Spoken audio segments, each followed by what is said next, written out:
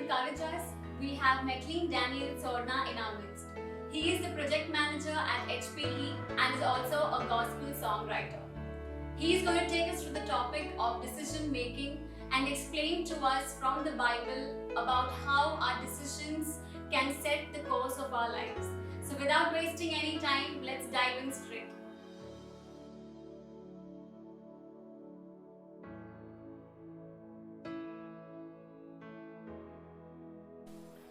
Praise the Lord, everyone. Glory be to Jesus.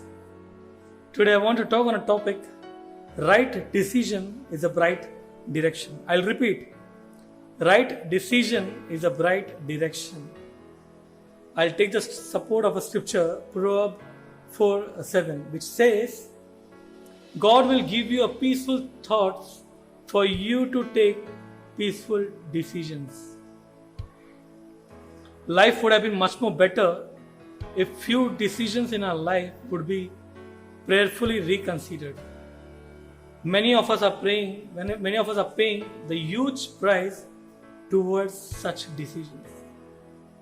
Never make permanent decision on temporary feelings. Don't let your emotion be a decision maker. Stop and pray. Let God lead, because He is capable to change anything, everything at any time. Today I want to share a powerful decision making process which God has amended in the Bible, which God has brought up in Bible. The very first thing is Luke 5:16, which says, tune out distractions. Yes. Whenever you are distracted by your enemies, by some tricks, by some attacks, or by the harmful or by anger, never take any decision. Never make any decision. Rather, let the shalom peace come upon you. Let you be cool and calm, and then you can take a decision. Never combine the distraction with the decision. Let the distraction be distraction rather maintain social distancing with decision. Secondly, Proverbs 19:20, which says, seek godly advice. Whatever you are going through, whatever you and I are going through, went through the people mentioned in Bible. They all went through the circumstances which we are presently going through, and that is why Bible becomes a guide, a mandated guide to improvise our life or to develop our life. For everything there is a solution in Bible.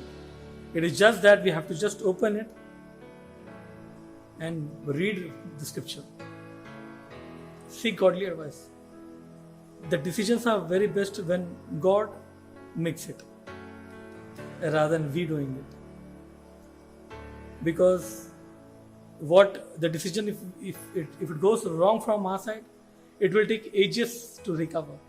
But then when God makes a decision, those many years will go beneficial for us. Thirdly, James 4:7. Whenever you're making decision, narrow down the choices. Don't give X number of choices or multiple level of choices for decision. No.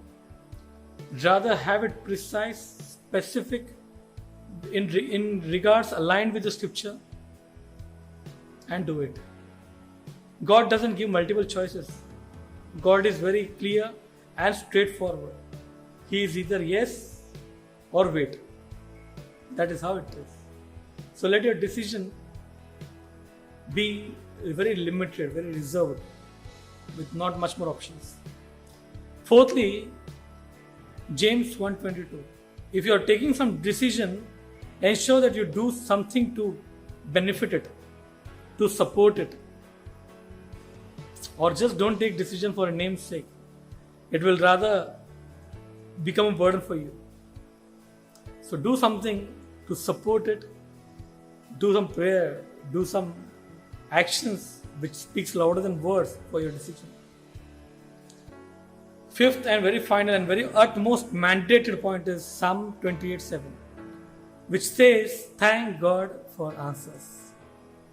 When you sit in prayer, God will give you many decisions many points, and never forget that. It is very easy for remembering God in a painful time or in a tough time. But it's very tough, very hard to remember God when everything is going smooth. So never forget that. Even in good decisions, remember God, and even in bad decisions, of course, remember God. Whatever decision you are facing, trust in God to lead you in the right direction. Our every decision matters a lot for us. Let's pray. Our graciously Heavenly Father, thank you for this wonderful day, Lord Master. Fill us with your wisdom, your knowledge, your understanding, your might, your counsel to take right decision, Father. Let your shalom peace abide upon us, Lord Master, so that every decision we take comes from you and comes prayerfully, bringing good news for us in Jesus' name, Lord Master. Strengthen, Lord.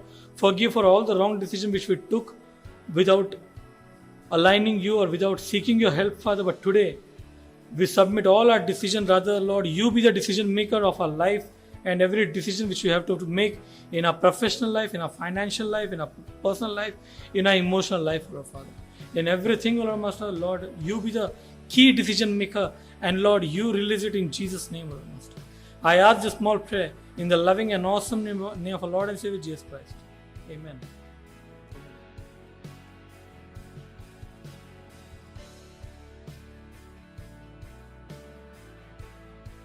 I hope that this message has encouraged you and has also answered a lot of questions for you. Thank you once again for joining us today. And while I leave you with that, I'd like to encourage you to share our videos with your friends and family, like and subscribe to our channel, and also write to us if you have any praise reports or prayer requests. Thank you once again. I'll see you the next time. God bless.